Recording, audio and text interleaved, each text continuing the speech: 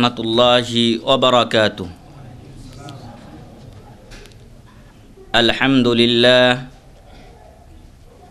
আলহামদুলিল্লাহি নাহমাদুহু ওয়া নাস্তাঈনুহু ওয়া নাস্তাগফিরুহু ওয়া নু'মিনু বিহি ওয়া নাতাওয়াক্কালু আলাইহি ওয়া নাউযু বিল্লাহি মিন শুরুরি আনফুসিনা ওয়া মিন সাইয়্যাতি আ'মালিনা মান ইয়াহদিহিল্লাহু ফালা মুদিল্লা লাহু ওয়া মান ইউদ্লিলহু ফালা হাদিয়া লাহু ওয়া আশহাদু আল লা ইলাহা ইল্লাল্লাহু ওয়াহদাহু লা শারীকা লাহু ওয়া আশহাদু আন্না মুহাম্মাদান আবদুহু ওয়া রাসূলুহু আরসালাহু বিল হাক্কি বাশীরান ওয়া নাযীরা ওয়া দাঈয়ান ইলাল্লাহি বিইذনিহি ওয়া সিরাজাম মুনীরা।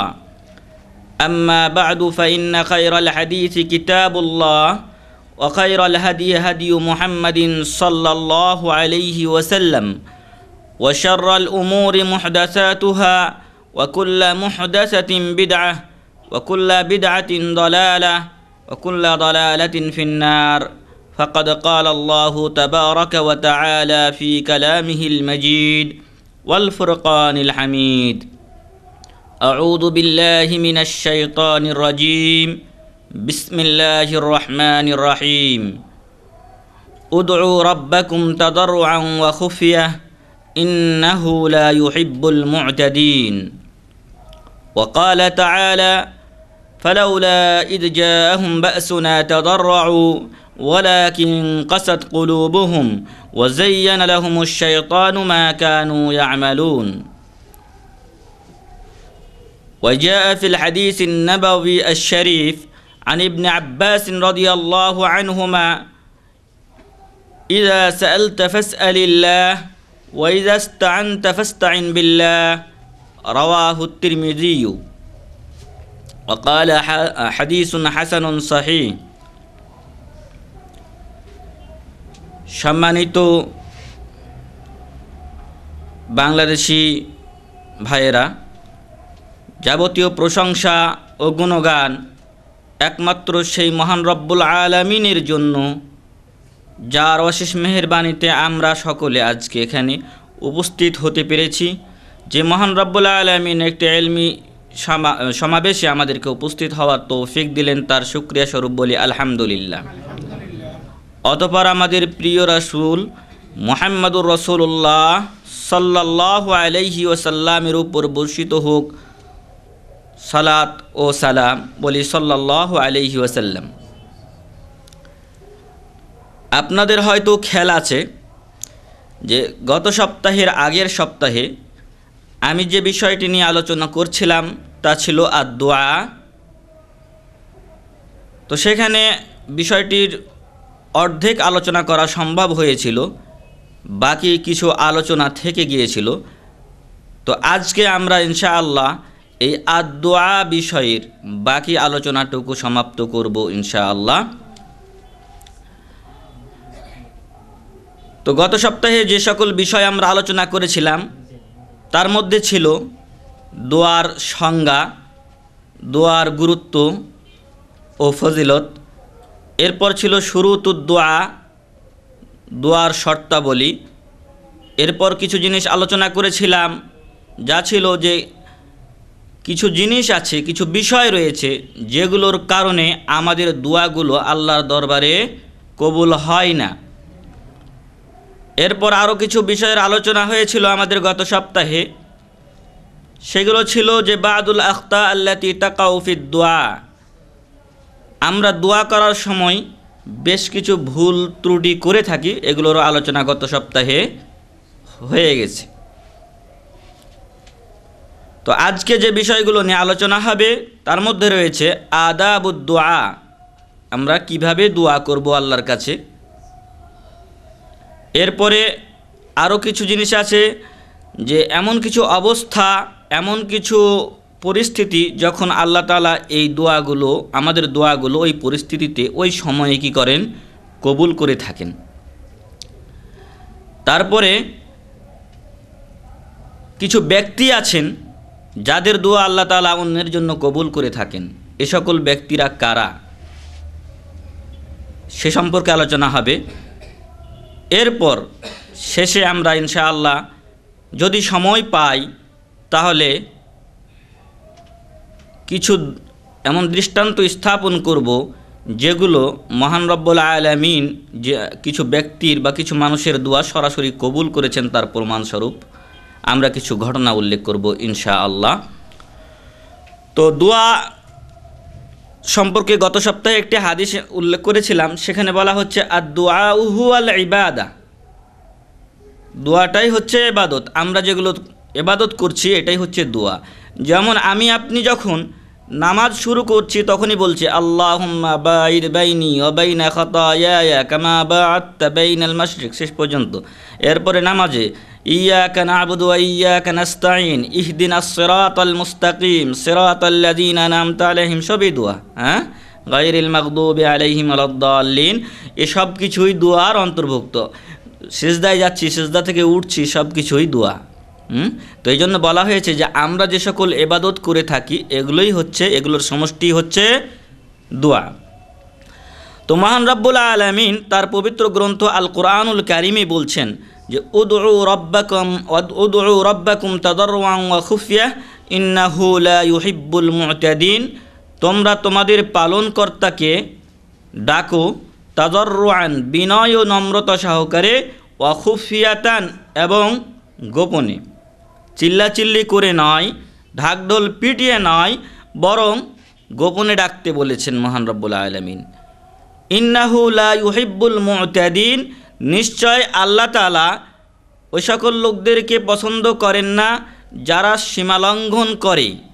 যেহেতু এর আগের আলোচনা হয়েছে দোয়া সম্পর্কে, অতএব এর অর্থ আমরা করতে পারি যে নিশ্চয় আল্লাহ তাআলা ওই সমস্ত লোকদেরকে পছন্দ করেন না যারা দোয়ার ক্ষেত্রে গিয়ে, জিকিরের ক্ষেত্রে গিয়ে সীমালঙ্ঘন করে।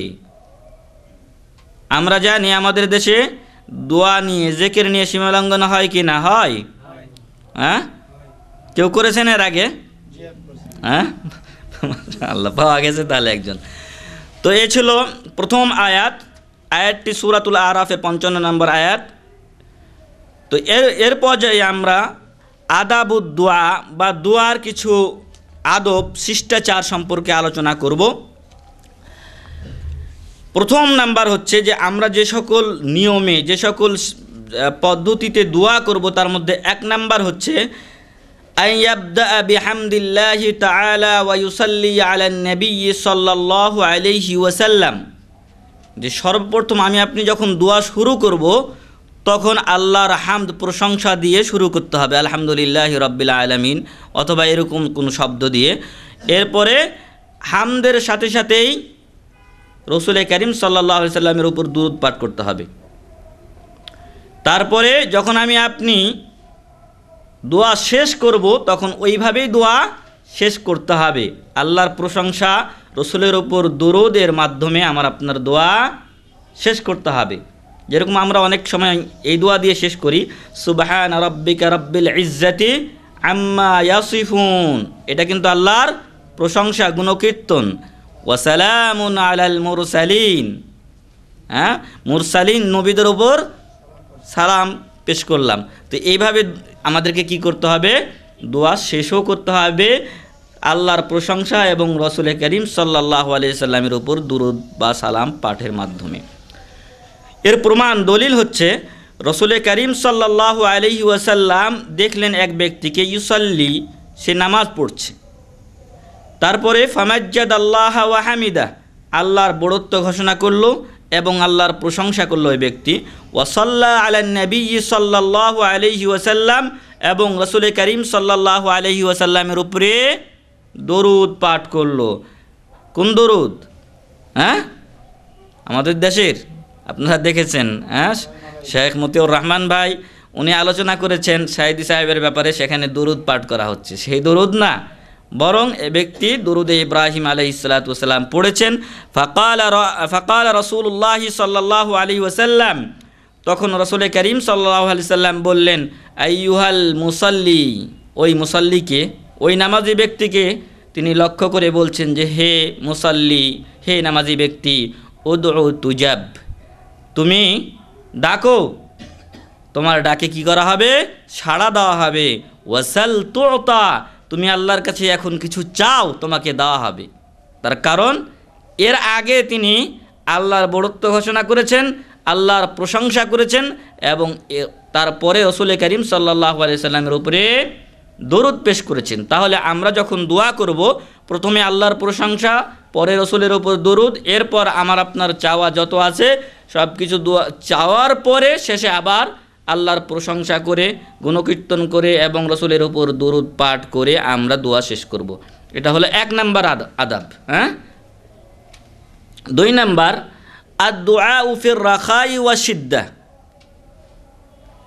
আমাদের অবস্থা এমন হয়েছে যে আমাদের যখন বেশিরভাগ লোকের অবস্থা এরকম যে বিপদ আসলে আল্লাহকে ডাকি, যখন একটা সমস্যা হয়ে যায় তখন ডাকি, কিন্তু তার আগে আমরা অনেকেই মহান রব্বুল আলামিনকে বলে ভুলে যাই। অনেকেই আল্লাহর কাছে চাই না, কিন্তু যদি তখন চাইতাম হয়তো আমার এই বিপদটা পরে আসতো না। এজন্য বলা হচ্ছে 2 নাম্বার আদাব দোয়ার যে আদ-দুআউ ফির রাখাই ওয়া শিদ্দা।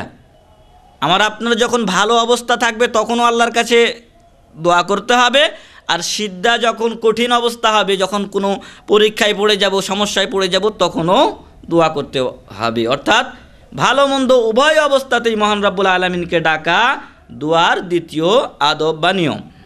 ক্বালা সাল্লাল্লাহু আলাইহি ওয়াসাল্লাম, রাসূল করিম সাল্লাল্লাহু আলাইহি সাল্লাম বলছেন, যে হাদিসটি আবু হুরায়রা রাদিয়াল্লাহু আনহু থেকে বর্ণিত হয়েছেন যে মান সাররাহু আন ইয়াস্তাজিবাল্লাহু লাহু ইনদাশ শাদাইদি ওয়াল কুরব, যে ব্যক্তি খুশি হয় যে আল্লাহ তাআলা তার ডাকে সাড়া দিবেন কোন সময়, কঠিন সময়ে, ইনদাশ শাদাইদি ওয়াল কুরব, কঠিন এবং সমস্যার সময়ে, ফাল ইউকসিরিদ দুআ ফির রাখা, সে ব্যক্তি যেন তার সুস্থ অবস্থায়, ভালো অবস্থায় যখন সে থাকে তখন যেন বেশি বেশি আল্লাহর কাছে দোয়া করে। তাহলে আমাদেরকে উভয় অবস্থায় আল্লাহর কাছে দোয়া করতে হবে। এমনটি নয় যে আমি সমস্যায় পড়েছি তখনই আল্লাহকে ডাকবো, আর যখন সমস্যায় পড়িনি তখন ডাকবো না, এমনটি নয়। বরং উভয় অবস্থায় আল্লাহকে ডাকতে হবে। যখন সমস্যা নেই তখন আল্লাহর কাছে আরও বেশি বেশি জান্নাতের জন্য তৌফিক কামনা করতে হবে, ভালো আমলের তৌফিক কামনা করতে হবে। বিভিন্ন যে সকল সমস্যা রয়েছে সেই সমস্যাগুলিতে আল্লাহ তাআলা আমাকে যেন পতিত না করেন, সেখান থেকে মুক্তি চাইতে হবে। 3 নাম্বার আদব ইউখফিদু সাউতাহু বিদ-দুআ, তার দোয়ার সময় আওয়াজকে নিচু রাখবে, চিল্লাচিল্লি করে দোয়া করবে না। যেমনটি একটু আগে আয়াত পেশ করেছি, বলা হচ্ছে বাইনাল মুখাফাতাতি ওয়াল জাহর। এমন নয় যে আমি চিল্লাচিল্লি করছি আবার যে কিছুই বলছি না, এমনটি না, বরং উভয়ের মধ্যস্থানে আমি আপনি আস্তে আস্তে মহান রব্বুল আলামিনকে ডাকবো।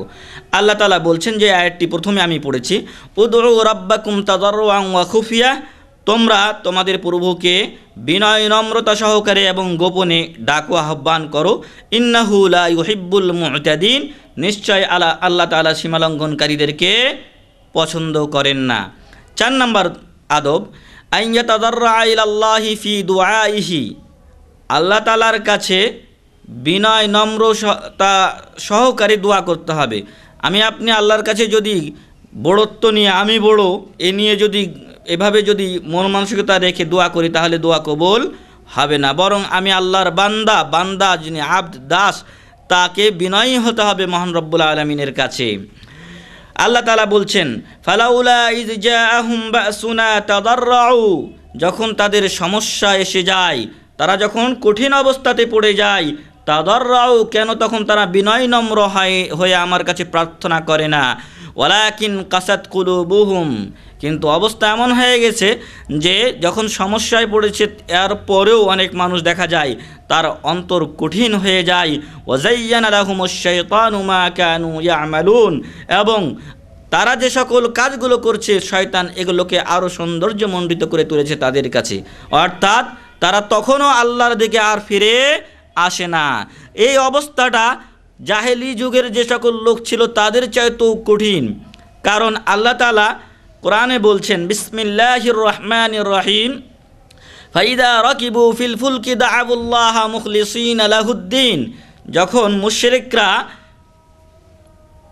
এই নৌকাতে ভ্রমণ করত, সমুদ্রে ভ্রমণ করত তখন তারা আল্লাহকে মুখলিসিন, বিপদে পড়ে গেলে আল্লাহকে ডাকতো মুখলিসিন আলাহুদ্দিন একনিষ্ঠভাবে। ফালাম্মা নাজ্জাহুম ইলাল বার ইযা হুম ইউশরিকুন, কিন্তু যখন আল্লাহ তাআলা তাদের ডাকে সাড়া দিয়ে এই তুফান, ঝড়, ঘূর্ণিঝড় দূর করে দিতেন এবং তারা আবার ওই নদীর পাড়ে পৌঁছে যেত, তখন ইযা হুম ইউশরিকুন, তখন আবার শিরক করা শুরু করত। কিন্তু আমাদের বর্তমান সমাজের অবস্থা এমন হয়ে গেছে, অনেকে আমরা কঠিন অবস্থাতে পড়েও মহান রব্বুল আলামিনকে ডাকি না, বরং বিভিন্ন শিরকি কাজে আমরা লিপ্ত হয়ে যাই। এই সমস্যা হয়ে গেছে, একটা তাবিজ লাগায় দাও তুমি, এই সমস্যা হয়ে গেছে তুমি ওই পীর বাবার কাছে চলে যাও, ভালো হয়ে যাবে, নাউযুবিল্লাহি মিন যালিক। তো এই জন্য আল্লাহর কাছে বিনয় নম্রতা সহকারে আমাদেরকে চাইতে হবে। 5 নাম্বার আদব বা দুয়ার শিষ্টাচার হচ্ছে আইয়ুলিহা আলা রাব্বিহি ফিদ দুআ, দোয়াতে আমাকে আপনাকে কাকতি মিনতি সহকারে দোয়া করতে হবে, কাকতি মিনতি সহকারে আল্লাহর কাছে চাইতে হবে। মহান রব্বুল আলামিনের কাছে আমি আপনি একজন সামান্য মাখলুক, যিনি অসংখ্য মাখলুক সৃষ্টি করেছেন, তার সামান্য মাখলুক আমি আপনি, তার কাছে কাকতি মিনতি করা আমার আপনার জন্য অতীব জরুরি। আনাস রাদিয়াল্লাহু আনহু থেকে বর্ণিত হয়েছে হাদিসে, তিনি বলছেন যে আলিযু বিয়াদাল জালালি ওয়াল ইকরাম, তোমরা কাকতি মিনতি করো আল্লাহ তাআলার কাছে ইয়াদাল জালালি ওয়াল ইকরামের মাধ্যমে, অর্থাৎ আল্লাহ তাআলার যে সকল গুণবাচক নামগুলো রয়েছে এগুলোর মাধ্যমে আমাকে আপনাকে আল্লাহর কাছে কাকতি মিনতি সহকারে চাইতে হবে। তারপর বলা হচ্ছে 6 নাম্বার আদবে ইয়াতাওয়াসসালু ইলা রাব্বিহি তাআলা বিআনওয়াইল ওয়াসাইল আল মাশরুইয়্যা। তো আমাদের দেশে বিভিন্ন ওয়াসিলা আছে, অবতাগু ইলাইহিল ওয়াসিলার বিভিন্ন ব্যাখ্যা দেশে প্রচলিত আছে, যে পীর ধরো, হ্যাঁ, বা আরেকজনকে ধরো, এইভাবে আছে। তো এই সম্পর্কে আলোচনা হচ্ছে, বলা হচ্ছে যে শরীয়ত সম্মত যে সকল ওয়াসিলা আছে সেগুলো ধরতে হবে, এটা হচ্ছে 6 নাম্বার আদব। আল্লাহ তাআলা বলছেন যে ওয়াবতাগু ইলাইহিল ওয়াসিলা, আল্লাহকে পাওয়ার জন্য তোমরা ওয়াসিলা তালাশ করো, অনুসন্ধান করো। ওয়ামানা ইবতিগাউল ওয়াসিলা, ওয়াসিলার অর্থ কি? আল্লাহ তাআলা ওয়াসিলা তালাশ করতে বললেন, এই ওয়াসিলার অর্থ হচ্ছে আই তাকাররাবু ইলাইহি, আল্লাহর কাছে তোমরা আল্লাহর নৈকট্য তোমরা লাভ করো, বিতাআতিহি, আল্লাহর অনুসরণের মাধ্যমে, আল্লাহর আনুগত্যের মাধ্যমে, ওয়াল আমালি বিমা ইউরদিহ, এবং ওই সকল কাজ করার মাধ্যমে যেগুলোতে আল্লাহ তাআলা সন্তুষ্ট হন। তাহলে আমরা ওসিলা তলব করব আল্লাহর কাছে কিসের মাধ্যমে? আল্লাহর আনুগত্যের মাধ্যমে। আর 2 নাম্বার হচ্ছে এমন সকল আমলের মাধ্যমে যেগুলোতে আল্লাহ তাআলা সন্তুষ্ট হন। 7 নাম্বার আদব হচ্ছে আল ইতিরাফু বিযামবি ওয়ান নি'মাতি হালাদ দুআ। আমি আপনি মানুষ, আমার আপনার দ্বারা গুনাহ হওয়া স্বাভাবিক, হ্যাঁ। তো আমি আপনি যখন দোয়া করব, দোয়ার সময় আমার আপনার গুনার স্বীকৃতি করতে হবে, যে হে আল্লাহ, আমি এই গুনাহ করে ফেলেছি, আমার এই গুনাহ তুমি মাফ করো। তো গুনার স্বীকৃতি আগে জ্ঞাপন করতে হবে আল্লাহর কাছে। দ্বিতীয়ত বলা হচ্ছে যে ওয়ান নি'মা, আমি আপনি মহান রব্বুল আলামিনের অসংখ্য নিয়ামত ভোগ করছি, যার একটের হিসাবও যদি দিতে যাই তাহলে আমল বরবাদ হয়ে যাবে, কৃতকর্ম যা আছে, যা উপার্জন করেছে হয়তো দুনিয়াতে সব শেষ হয়ে যাবে, নিয়ামতের শুকরিয়া আদা করে শেষ হবে না। তাই বলা হচ্ছে যে আল্লাহ যে সকল নিয়ামত দিয়েছেন এগুলো স্বীকার করতে হবে, গুনার স্বীকৃতি এবং নিয়ামতের স্বীকৃতি করতে হবে দুয়ার অবস্থায়। যেমনটি হাদিসে এসেছে, রসুল করিম সাল্লাল্লাহু আলাইহি ওয়াসাল্লাম বলছেন যে সাইয়্যিদুল ইস্তিগফার, বা যে সকল দোয়ার মাধ্যমে আল্লাহর কাছে ক্ষমা চাওয়া হয় তার মধ্যে সবচেয়ে বড় দোয়া হলো আল্লাহুম্মা আনতা রাব্বি। যদি কারো মুখস্থ না থাকে এই দোয়া মুখস্থ করে নিন, এটাকে বলা হয় সাইয়্যিদুল ইস্তিগফার। এখানে বলা হচ্ছে যে আল্লাহুম্মা আনতা রাব্বি, হে আল্লাহ তুমি আমার পালনকর্তা, লা ইলাহা ইল্লা আন্ত, আপনি ছাড়া কোনো সত্য মাবুদ নেই, খালাকতানি, আপনি আমাকে সৃষ্টি করেছেন, ওয়া আনা আবদুক, আমি তোমার বান্দা, ওয়া আনা আলা আহদিক, এবং আমি আপনার যে অঙ্গীকার এবং ওয়াদা রয়েছে তার উপরে রয়েছি ওয়া আদিকা মাস্তাতু, আমার সামর্থ্য অনুযায়ী, আমার যতটুকু সাধ্য ততটুকু তোমাকে আমি মানার চেষ্টা করছি। আউযু বিকা মিন শাররি মা সানাতু, আমি আপনার কাছে আশ্রয় চাচ্ছি ওই সকল জিনিস থেকে যেগুলো, যে খারাপিগুলো, ওই সকল খারাপি থেকে যে খারাপিগুলো আমি করেছি। একটু আগে বললাম যে গুনার স্বীকৃতি জ্ঞাপন করতে হবে, গুনার স্বীকার করতে হবে আমাকে আপনাকে। তো এখানে প্রথমে আমি কি বললাম, আউযু বিকা মিন শাররি মা সানাতু, আমি যে সকল খারাপিগুলো করেছি, আমার দ্বারা যে সকল খারাপ কাজ সম্পাদিত হয়েছে, সে সকল খারাপ কাজ থেকে আমি আপনার কাছে আশ্রয় চাচ্ছি, মুক্তি চাচ্ছি। আবুউ লাকা বিনিমাতিকা আলাই, এবং আমার উপর আপনি যে সকল নিয়ামত দিয়েছেন এই নিয়ামতগুলো আমি স্বীকার করছি। ওয়া আবুউ বিযামবি, সাথে সাথে আমার গুনারও স্বীকৃতি জ্ঞাপন করছি। ফাগফিরলি ফাইন্নাহু লা ইয়াগফিরুয যুনুবা ইল্লা আনত, অতএব হে রব্বুল আলামিন আপনি আমাকে ক্ষমা করে দিন, কেননা আপনি ছাড়া কেউ গুনাহ ক্ষমাকারী নেই, আপনি ছাড়া আর অন্য কেউ ক্ষমা করতে পারে না। ক্বালা ওয়া মান ক্বালাহা মিনান নাহার, রাসূল করিম সাল্লাল্লাহু আলাইহি সাল্লাম বলছেন, যে ব্যক্তি এই দোয়া পড়বে দিনে মুকিনান বিহা, এর প্রতি আস্থাশীল হয়ে দৃঢ় বিশ্বাস যদি থাকে তার এই দোয়ার প্রতি, ফামাতা মিন ইয়াউমিহি ক্বাবলা আন ইউমসিয়া ফাহুয়া মিন আহলিল জান্নাহ, সুবহানাল্লাহি ওয়া বিহামদিহি, সে যদি ওই দিনে মারা যায়, ক্বাবলা আন ইউমসিয়া, সন্ধ্যা, মাসাউন মানে সন্ধ্যা হওয়ার আগে, রাত্রি আসার আগে যদি ওই দিনে সে মারা যায়, তাহলে ফাহুয়া মিন আহলিল জান্নাহ, সে ব্যক্তি জান্নাতি। সুবহানাল্লাহি ওয়া বিহামদিহি। ওয়ামান ক্বালাহা মিনাল লাইল, যে ব্যক্তি রাত্রে এই দোয়া পড়বে, ওয়া হুয়া মুকিনুন বিহা, এর প্রতি সে দৃঢ় বিশ্বাসী আস্থাশীল, ফামাতা ক্বাবলা আন ইউসবিহা, সকাল হওয়ার আগে সে সেই রাত্রেই মারা গেল, ফাহুয়া মিন আহলিল জান্নাহ, সে ব্যক্তিও জান্নাতি। সুবহানাল্লাহি ওয়া বিহামদিহি। এটা হচ্ছে আল্লাহ তাআলার একটা বড় নিয়ামত, যে এই দোয়াটা পড়ার ফলেই যদি আমি আপনি এর প্রতি আস্থাশীল হয়, তো ইনশাআল্লাহ আমি আপনি জান্নাতি হব। আল্লাহ তাআলা আমাদেরকে জান্নাতীদের অন্তর্ভুক্ত করুন, আমিন। এরপরে 8 নম্বর আদব বা শিষ্টাচার হচ্ছে আদমু তাকাল্লুফুস সাজঈ ফিদ দুআ, দোয়া ছন্দ মিলিয়ে পদ্যের আকারে দোয়া করাটা নিষেধ। সংক্ষিপ্ত করছি কারণ আরও অনেক বিষয় রয়ে গেছে, সময় হয়তো তখন আর পাবো না শেষে। 9 নাম্বার হচ্ছে আদ-দুআউ সালাসা, যে দোয়াগুলো আমি আপনি করব সেই দোয়াগুলিকে 3 বার করে বলাটা হচ্ছে মুস্তাহাব। রাসূল করিম সাল্লাল্লাহু আলাইহি ওয়াসাল্লাম এটা করতেন। যেমন তিনি দোয়া করেছেন আল্লাহুম্মা আলাইকা বিকুরাইশিন সালাসা মাররাতিন, যখন তিনি কুরাইশের উপরে বদদোয়া করেছিলেন তখন তিনি আল্লাহুম্মা আলাইকা বিকুরাইশিন এই দোয়া 3 বার পড়েছিলেন। 10 নম্বর শিষ্টাচার হচ্ছে ইস্তিকবালুল কিবলা, কিবলাকে সামনে রাখা। 11 নম্বর হচ্ছে রফুল ইয়াদাইনি বিদ-দুআ, দোয়ার সময় 2 হাত উত্তোলন করা।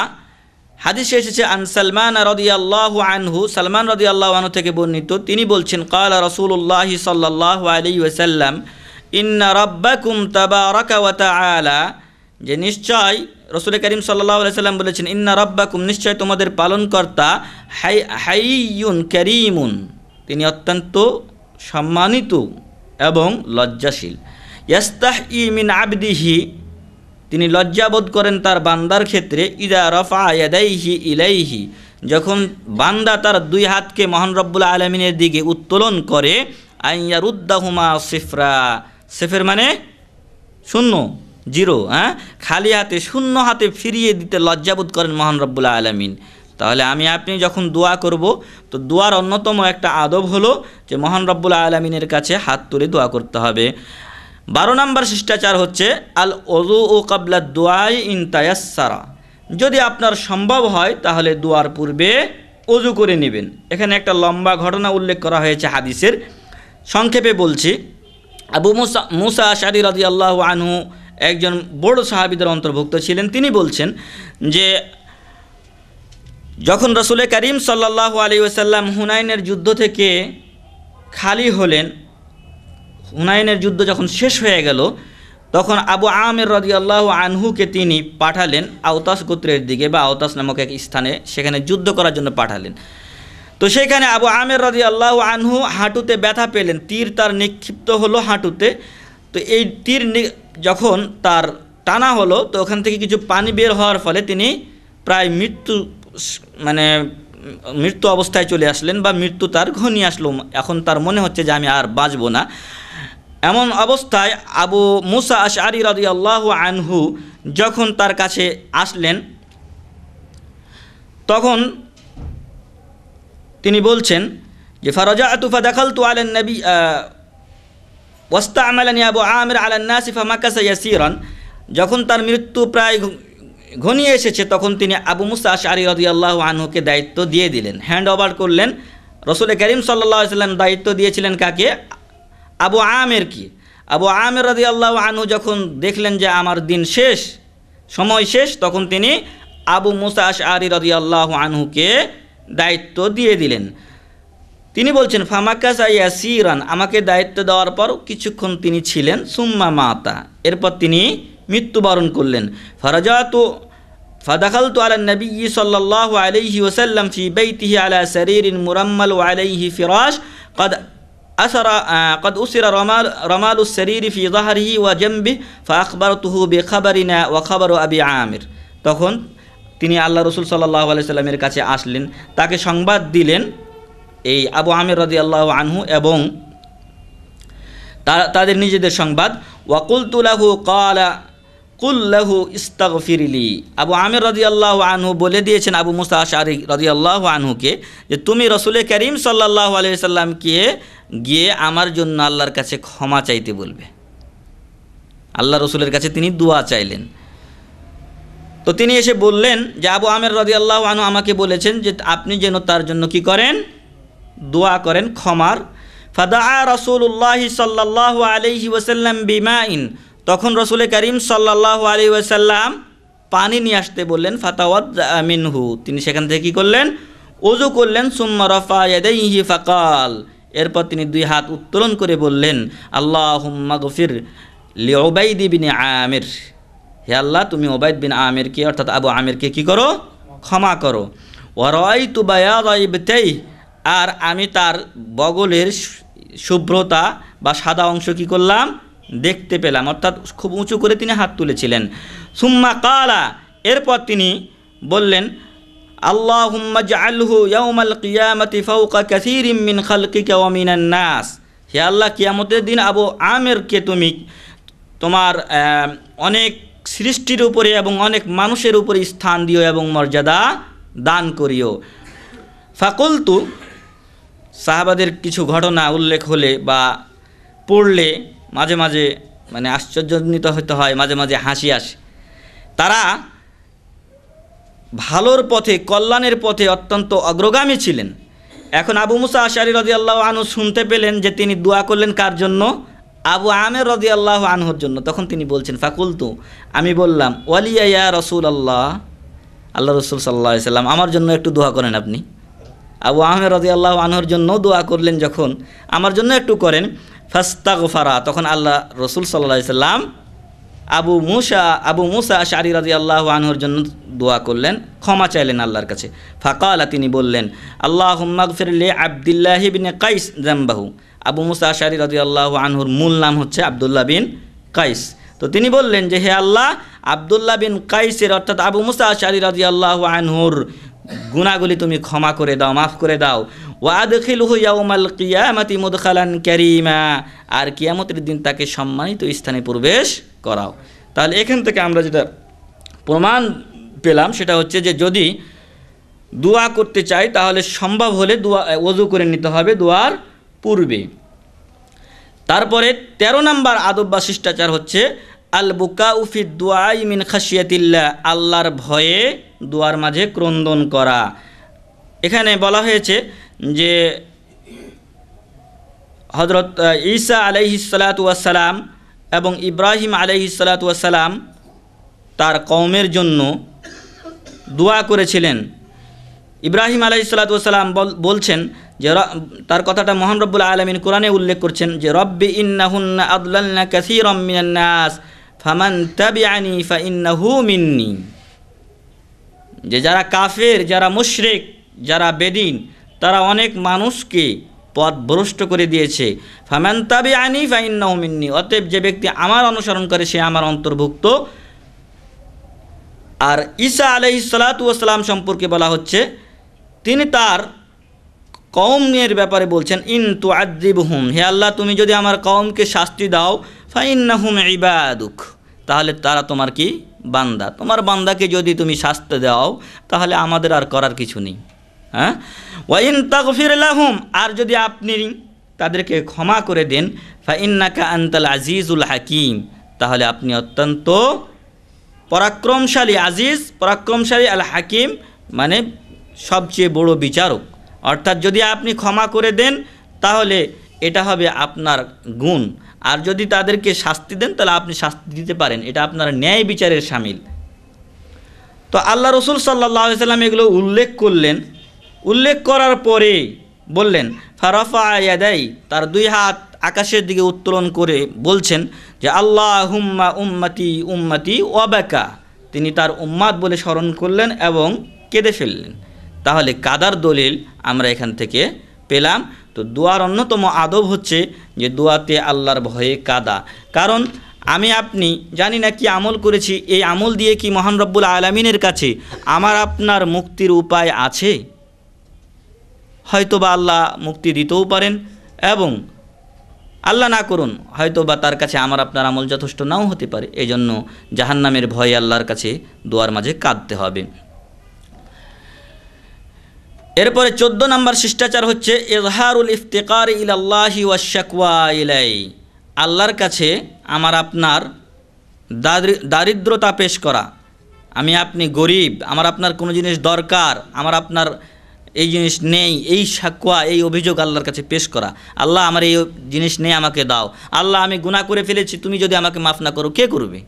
এরকম অভিযোগ আল্লাহর কাছে পেশ করা এবং আমার আপনার দারিদ্রতা আল্লাহর কাছে পেশ করা, এটা হচ্ছে 14 নম্বর আদাব। 15 নম্বর হচ্ছে আইয়াবদা আদ-দাঈ বিনাফসি ইযা দাআ লিগাইরিহি, আমি আপনি যখন অন্যের জন্য দোয়া করব প্রথমত আমার আপনার জন্য দোয়া করতে হবে।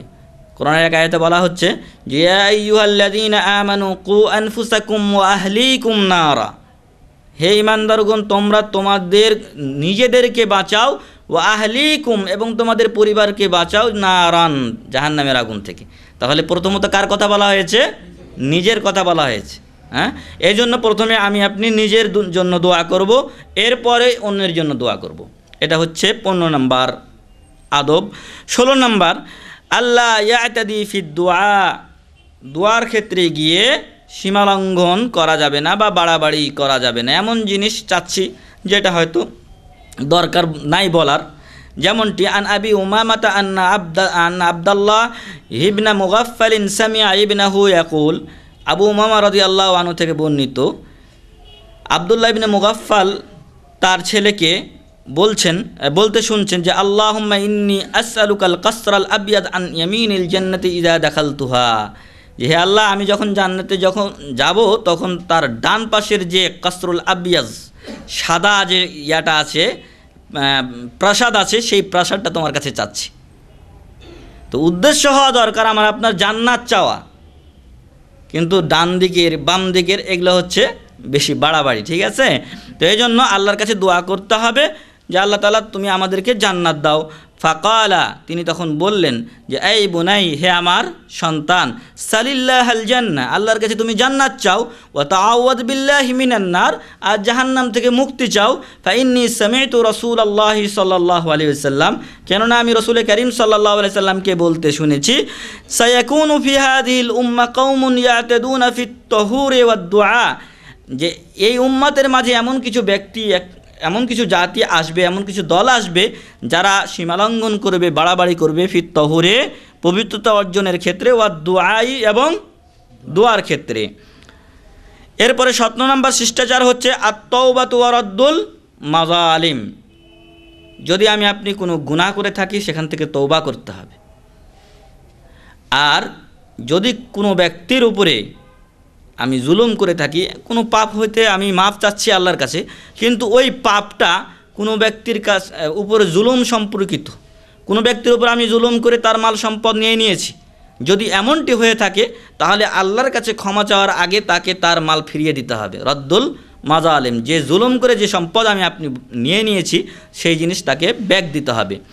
18 নাম্বার হলো ইয়াদউ লিওয়ালিদাইহি ওয়ালিল মুমিনিনা মা নাফসিহি, যে নিজের সাথে সাথে তার পিতামাতার জন্য দোয়া করবে এবং অন্যান্য মুমিনদের জন্যও দোয়া করবে। এরপর 19 নাম্বার হচ্ছে লা ইয়াসআলু ইল্লাল্লাহ ওয়াহদা, আল্লাহ ছাড়া অন্য কারো কাছে যেন প্রার্থনা না করে। আর প্রার্থনা অন্যর কাছে যদি করা হয় তাহলে তো সেটা শিরকের অন্তর্ভুক্ত হবে। বলা হচ্ছে রাসূল করিম সাল্লাল্লাহু আলাইহি সাল্লাম বলছেন ইযা সাআলতা ফাসআলিল্লাহ, যখন তুমি চাইবে তখন আল্লাহর কাছে চাইবে।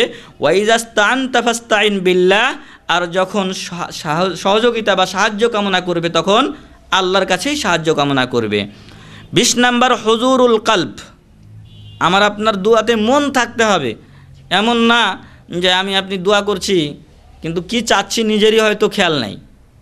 যদি এমনটি হয় তাহলে রাসূল করিম সাল্লাল্লাহু আলাইহি সাল্লাম বলছেন যে উদউল্লাহ ওয়া আনতুম মুকিনুনা বিল ইজাবাহ, তোমরা আল্লাহকে ডাকো এই বিশ্বাস নিয়ে যে আল্লাহ অবশ্যই আমার ডাকে সাড়া দিবেন। ওয়া আলামু, এবং জেনে রাখো যে আন্নাল্লাহ, নিশ্চয় আল্লাহ তাআলা লা ইস্তাজিবু দুআআম মিন কলবিন গাফিলিন ওয়ালাহিন, যে অন্তর গাফেল অবস্থায় তার দোয়া করার মধ্যে গুরুত্ব না থাকে এমন অবস্থায় দোয়া করে, ওই দোয়া আল্লাহ তাআলা সাড়া দেন না, ওই দোয়া আল্লাহ তাআলা গ্রহণ করেন না।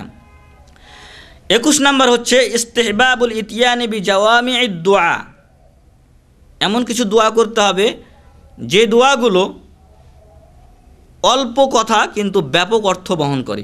যেমন কোরআনুল কারীমে বলা হয়েছে রব্বানা আতিনা ফিদ দুনিয়া হাসানাহ ওয়া ফিল আখিরাতি হাসানাতাও ওয়া কিনা আযাবান নার। ছোট্ট শব্দ কিন্তু অর্থ ব্যাপক।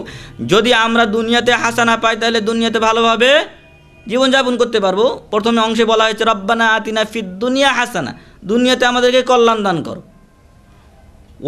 ওয়া ফিল আখিরাতি হাসানা, পরকালে কল্যাণ দান করো। ওয়া কিনা আযাবান নার, আর জাহান্নামের আগুন থেকে আমাদেরকে বাঁচাও। তো এই ছোট্ট 3টি শব্দ, যে দুনিয়াতে ভালো দাও, পরকালে ভালো দাও এবং জাহান্নামের অগ্নি থেকে বাঁচাও, যদি এই 3টা দোয়াই কবুল হয়ে যায় আমাদের, তা কি লাগবে? এই জন্য বলা হয়েছে যে এমন কিছু দোয়া আমাদেরকে করতে হবে যেগুলো হয়তো স্বল্প, এটা ইস্তেহবাব, মুস্তাহাব, এভাবে দোয়া করাটা ভালো, উত্তম। আপনি আপনার ভাষায়ও দোয়া করতে পারেন আল্লাহর কাছে, কিন্তু ব্যাপক খালি দোয়া বলে যাচ্ছে, একবার বলছে এটা একবার বলছে এটা, এরকম না করে যেগুলো হচ্ছে স্বল্প কথায় ব্যাপক অর্থবোধক দোয়া আছে এগুলোর মাধ্যমে দোয়া করাটা ভালো।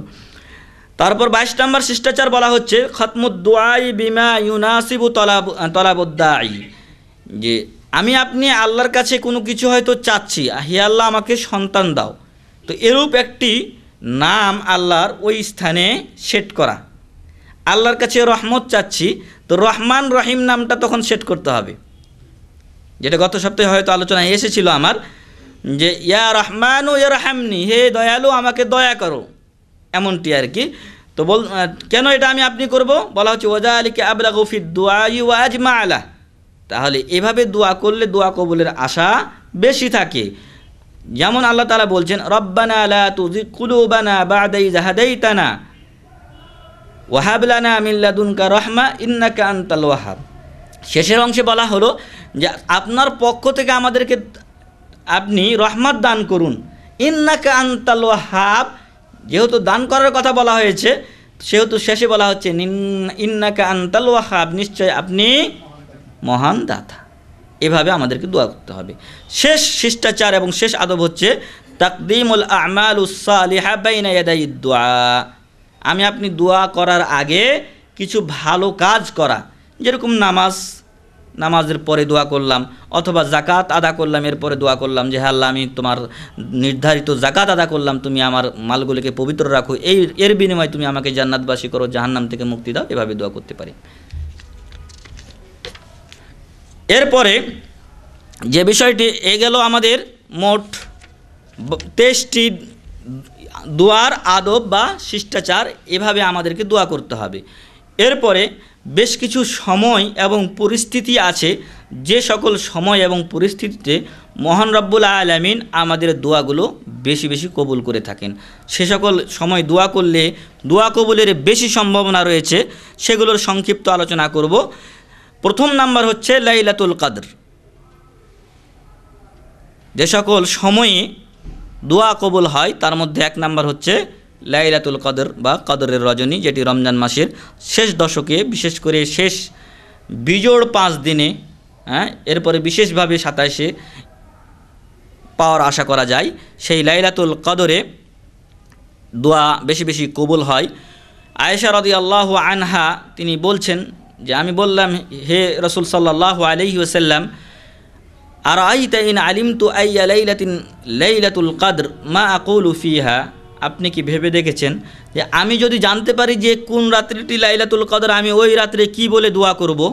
আমি লাইলাতুল কদর জানতে পারলাম যে আজকের রাত্রি লাইলাতুল কদর, কোনো আলামত দেখে আমি বুঝতে পারলাম, তো আমি ওই দিন কি দোয়াটা করব? কালা, তিনি বললেন যে কুলি, তুমি বলো আল্লাহুম্মা ইন্নাকা আফুউন কারীমুন তুহিব্বুল আফওয়া ফাআফু আন্নি। এই দোয়াটা তিনি শিখিয়ে দিলেন। তো এখানে যেটা আমাদের জানার বিষয় যে লাইলাতুল কদরে দোয়া কবুল হয়। 2 নাম্বার, বিররুল ওয়ালিদাইনি মিন আসবাবি ইজাবাতি দুআ, পিতামাতার সাথে ভালো ব্যবহার করা এটা হচ্ছে দোয়া কবুলের অন্যতম কারণ। তো আমাদের যাদের পিতামাতা বেঁচে আছেন তাদের উচিত তাদের পিতামাতার সাথে ভালো ব্যবহার করা। আমি আপনি ফ্যামিলির সাথে যোগাযোগ রাখবো, সাথে সাথে পিতামাতারও খোঁজ নিতে হবে। 10 মিনিট যদি ফ্যামিলির সাথে কথা বলি তাহলে 2 মিনিট তো পিতামাতার সাথে বলতে পারবো। এই জন্য আমি আপনি যখনই বাড়িতে যোগাযোগ করব পিতামাতারও খোঁজ নিতে হবে। তাদেরকে ভরণ পোষণের ব্যাপারে তারা যখন বৃদ্ধ হয়ে যান তখন তাদের অবস্থা করুণ হয়ে যায়, তারা ইনকামও করতে পারেন না, দেখা যায় যে খাবার দাবারের সমস্যা হয়। তো যারা আপনারা এখানে এসেছেন, প্রথমত নিজেকে ওসিয়ত করছি, তারপরে আপনাদেরকে উদাত্ত আহ্বান জানাচ্ছি যে আসুন আমরা পিতামাতার সাথে ভালো ব্যবহার করি, এটা দোয়া কবুলের অন্যতম কারণ। কালা ওমর ইবনুল খাত্তাব রাদিয়াল্লাহু আনহু, ওমর বিন খাত্তাব রাদিয়াল্লাহু আনহু বলছেন, সামি'তু রাসূলুল্লাহি সাল্লাল্লাহু আলাইহি ওয়াসাল্লাম ইয়াকুল, আমি রাসূল করিম সাল্লাল্লাহু আলাইহি ওয়াসাল্লামকে বলতে শুনেছি, ইয়াতি আলাইকুম উওয়াইস বিন আমির, উওয়াইস বিন আমির এক ব্যক্তির নাম, তিনি তোমাদের কাছে এখন আসবেন, মা আমদাদি আহলিল ইয়ামান, আহলি ইয়ামান বা ইয়ামান বাসী কিছু লোকের সাথে, সহযোগী লোকের সাথে, মিন মুরাদ সুম্মা মিন কারণ, এটা হচ্ছে একটা কবিলা, প্রথমত তারা মুরাদ কবিলার, পরে তারা হচ্ছে কারণ কবিলার। কানা বিহি বারাসুন, তার ধবল রোগী ছিল, তার শরীরে সাদা সাদা হয়ে গেছিল। ফাবারিয়া মিনহু ইল্লা মাউদিয়া দিরহামিন, তার ওই ধবল রোগ ভালো হয়ে গেছে, তবে সামান্য একটা পয়সা পরিমাণ জায়গা থেকে গেছে। লাহু ওয়ালিদাতুন হুয়া বিহা বারুন, তার মা আছে, লাহু ওয়ালিদা, তার মা আছে, বিহা হুয়া বিহা বারুন, সে তার সাথে সদাচরণ করে, ভালো ব্যবহার করে। লাউ আকসামা আলাল্লাহি লা আবাররাহু, যদি সে আল্লাহর উপরে কোনো কসম করে তাহলে আল্লাহ তাআলা তাকে ওই কসম থেকে পবিত্র করেন, মুক্ত করে দেন, অর্থাৎ আল্লাহ তাকে তার ওই কসমটা পুরা করে দেন, তার বিপক্ষে কোনো সময় যায় না। আমরা অনেক সময় কসম করে ফেলি, দেখা যায় যে মাসালা আমার আপনার বিপরীতে চলে গেছে, তখন হয়তো কাফারা দিতে হয়, কিন্তু ওনার কসমকে আল্লাহ তাআলা সব সময় পুরা করেছেন। ফাইন ইসতাতা'তা আন ইস্তাগফিরা লাকা ফাফআল, অতএব হে ওমর বিন খাত্তাব রাদিয়াল্লাহু আন, যদি তুমি পারো তাহলে আন ইস্তাগফিরা লাকা ফাফআল, সে তোমার জন্য ক্ষমা চাইবে আল্লাহর কাছে, তাহলে তুমি সেটা তার দ্বারা করিয়ে নাও, তাকে বলো তোমার জন্য যেন সে আল্লাহর কাছে ক্ষমা চায়। তাহলে এই ব্যক্তির উওয়াইস বিন আমিরের গুণ হলো কি, সে তার মাতার সাথে, সে তার মার সাথে ভালো ব্যবহার করে, আর এই জন্য আল্লাহ তার কসম পূরণ করেন। আর ওমর বিন খাত্তাব রাদিয়াল্লাহু আনহুর মতো ব্যক্তিকে রাসূল করিম সাল্লাল্লাহু আলাইহি সাল্লাম বলছেন যে যদি পারো তাহলে তার দ্বারা তুমি তোমার গুনার ক্ষমা চেয়ে নাও আল্লাহর কাছে। সুবহানাল্লাহ। তাহলে যাদের মা বাবা রয়েছেন তাদের সাথে আমাদের ভালো ব্যবহার করতে হবে। আল্লাহ আমাদের তৌফিক দান করুন, আমিন।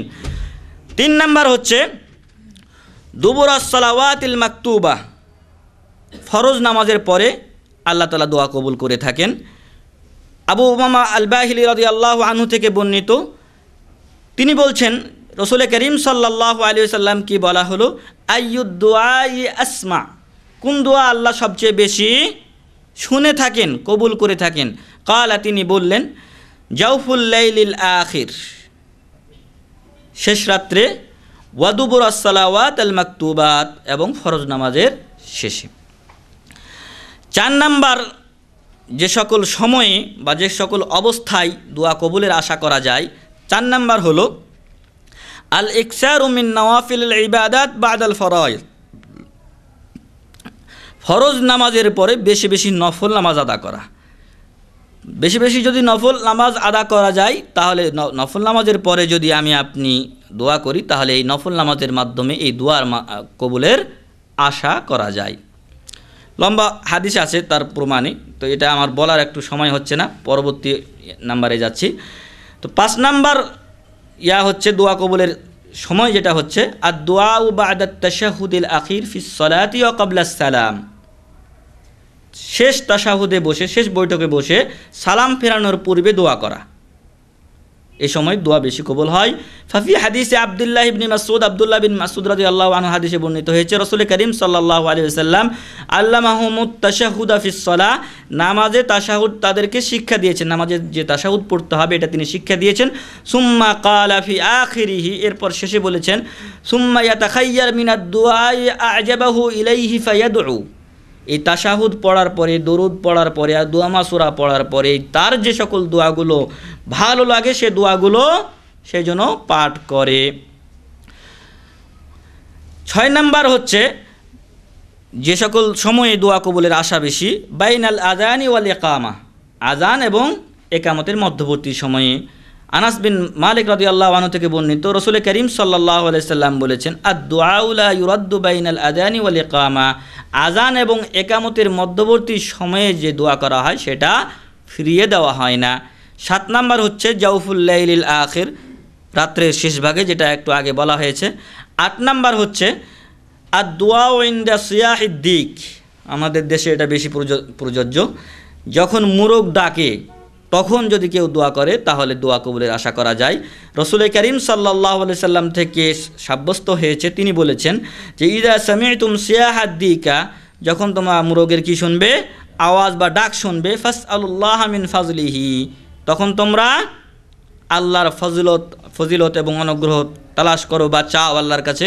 ফা ইন্নাহা রাআত মালাকা, কেননা এই দিক তখন কি করেছে, একটা ফেরেশতা দেখেছেন। ওয়াইদা সামি'তুম নাহিকাল হিমার, আর যখন গাধার আওয়াজ তোমরা শুনতে পাও, ফাতাআউযু বিল্লাহি মিনাশ শাইতান, তখন শয়তান থেকে তোমরা কি করো, পানা চাও, মুক্তি চাও। ফাইন্নাহু রাআ শাইতানান, তখন কেননা ওই গাধা কি করেছে, শয়তান দেখেছে, অতএব শয়তান হয়তো কাছেই চলে আসতে পারে, এজন্য শয়তান থেকে পানা চাইতে হবে আল্লাহর কাছে। এরপরে 9 নাম্বার হচ্ছে ইনদান নিদাই লিস সালাওয়াতিল মাকতুবা, যখন ফরজ নামাজের জন্য ডাকা হয়, অর্থাৎ যখন আজান হয় তখন দোয়া করা। আন সাহল ইবনে সা'দিন ক্বাল, সাহল বিন সা'দ রাদিয়াল্লাহু থেকে বর্ণিত, তিনি বলছেন ক্বালা রাসূলুল্লাহ সাল্লাল্লাহু আলাইহি ওয়াসাল্লাম, রাসূল করিম সাল্লাল্লাহু আলাইহি ওয়াসাল্লাম বলেছেন সিনতানি লা তুরাদ্দান, দুই ব্যক্তির দোয়া ফিরিয়ে দেওয়া হয় না। আদ-দুআ ইনদান নিদা, আজানের সময়ের দোয়া, ওয়া ইনদাল বা'সি হিনা ইয়ালহামু বা'দুহুম বা'দা, আর কঠিন বিপদের মুহূর্তে যখন একজন আরেকজনের সাথে চাপাচাপি ঘেঁষাঘেঁষি লেগে যায়, অর্থাৎ যখন বিপদ আসে, দেখবেন যে খুব জোরে ঝড় বৃষ্টি হচ্ছে, তখন সবাই এক জায়গায় হয়ে যায়, এমত অবস্থায় আল্লাহ তাআলা দোয়া কবুল করে থাকেন। 10 নাম্বার ইনদা ইকামাতিস সালাহ, যখন নামাজ দাঁড়ায় তখন আল্লাহর কাছে আমাদেরকে দোয়া করতে হবে। রাসূল করিম সাল্লাল্লাহু আলাইহি সাল্লাম এ হাদিসে বলছেন যে সাআতানি লা তুরাদ্দু আলা দাইন দাওয়াতাহু, কোনো আহ্বানকারীর আহ্বান 2 সময় ফিরিয়ে দেওয়া হয় না। হিনা তুকামুস সালাহ, যখন নামাজের একামত দেওয়া হয়, ওয়াফিস সাফফি ফি সাবিলিল্লাহ, এবং কোনো মানুষ যখন জিহাদের ময়দানে থাকে, জিহাদের ময়দানে যুদ্ধের সারিতে যখন থাকে, তখন তার দোয়া ফিরিয়ে দেওয়া হয় না, আল্লাহ তাআলা কবুল করে থাকেন। 11 নাম্বার হচ্ছে সাআতাম মিন কুল্লি লাইলাতিন, প্রত্যেক রাত্রের কিছু অংশে একটা সময় রয়েছে যে সময় আল্লাহ তাআলা দোয়া কবুল করে থাকেন। জাবের রাদিয়াল্লাহু আনহু থেকে বর্ণিত হাদিসে রাসূল করিম সাল্লাল্লাহু আলাইহি সাল্লাম বলছেন ইন্না ফিল লাইলি লাসাআ, নিশ্চয় রাত্রে একটা সময় রয়েছে, লা ইউয়াফিকুহা রাজুলুম মুসলিমুন, যে ওই সময়ে যখন কোনো মুসলিম বান্দা ইয়াসআলুল্লাহ খায়রাম মিন আমরিদ দুনিয়া ওয়াল আখিরা, দুনিয়া এবং আখিরাতের কোনো ভালো জিনিস সে চায় আল্লাহর কাছে, ইল্লা আতাহু ইয়া, তখন আল্লাহ তাআলা তাকে এই জিনিসটা কি করেন, দিয়ে থাকেন। ওয়াজালিকা কুল্লা লাইলাতিন, আর এই সময়টা প্রত্যেক রাত্রিতেই আসে, একটা সময় আছে, সেই সময়টা কোন সময় এটা কিন্তু বলা হচ্ছে না, কিন্তু প্রত্যেক রাত্রে একটা সময় আছে যে সময় যদি কোনো বান্দা আল্লাহর কাছে কিছু চায় দুনিয়া এবং আখিরাতের কল্যাণকর কোনো বিষয়, তাহলে সে মহান রব্বুল আলামিন তাকে সেটা দিয়ে থাকেন। তো এই জন্য আমাদের উচিত, যদি আমরা কোনো সময় শেষ রাত্রে জাগ না পাই, তাহলে যথাসম্ভব উজু করে নামাজ পড়ে আল্লাহর কাছে চাওয়া। আর যদি তাহাজ্জুদের নামাজ পড়তে পারি তো আলহামদুলিল্লাহ, ভালোর উপরে ভালো। তো আল্লাহ তাআলা আমাদেরকে তৌফিক দান করুন, আমিন। এরপরে বলা হচ্ছে 12 নাম্বার, সাআতুম মিন সাআতি ইয়াউমিল জুমআ, জুমআর দিনের একটা সময়। এটা আগেরটা বলা হলো যে প্রত্যেক রাত্রে একটা সময়, এখানে বলা হচ্ছে জুমআর দিনের একটা সময়, এবং সে সময়টা বিশেষত আসরের পরে বলা হয়েছে। এরপরে 13 নাম্বার হচ্ছে ইনদা শুরবি মিম্মা ই জমজম, জমজমের পানি পান করার সময়। জাবের রাদিয়াল্লাহু আনহু থেকে বর্ণিত হয়েছে, রাসূল করিম সাল্লাল্লাহু আলাইহি সাল্লাম বলেছেন, মা উ জমজম লিমা শুরিবালা, জমজমের পানি যে উদ্দেশ্যে পান করা হয় সে উদ্দেশ্যে আল্লাহ তাআলা কী করেন? পূরণ করেন। তারপরে 14 নাম্বার হচ্ছে ফিস সুজুদ, সেজদা অবস্থায় দোয়া করলে আল্লাহ তাআলা কবুল করেন। 15 নাম্বার ইনদাল ইস্তিকাদি মিনান নাওমি লাইলা, রাত্রে যখন আপনি ঘুম থেকে উঠি তখন দোয়া কবুল হয়ে থাকে। 16 নাম্বার হচ্ছে ইনদা দোয়া বিদাওয়াতি জিন্নুন ইউনুস আলাইহিস সালাম, যখন আপনি ইউনুস আলাইহিস সালাতু ওয়াস সালাম, জিন্নুন মানে ইউনুস আলা, নুনওয়ালা মাছওয়ালা, যেহেতু তাকে মাছে খেয়ে ফেলেছিল, হ্যাঁ, মাছের পেটে তাকে কিছুক্ষণ থাকতে হয়েছিল, এই জন্য তার নামই হয়ে গেছে সাহিবুল হুত। এক জায়গায় বলা হয়েছে মাছওয়ালা, আরেক জায়গায় বলা হয়েছে জান্নুন বলা হয়েছে কোরআনের এতে।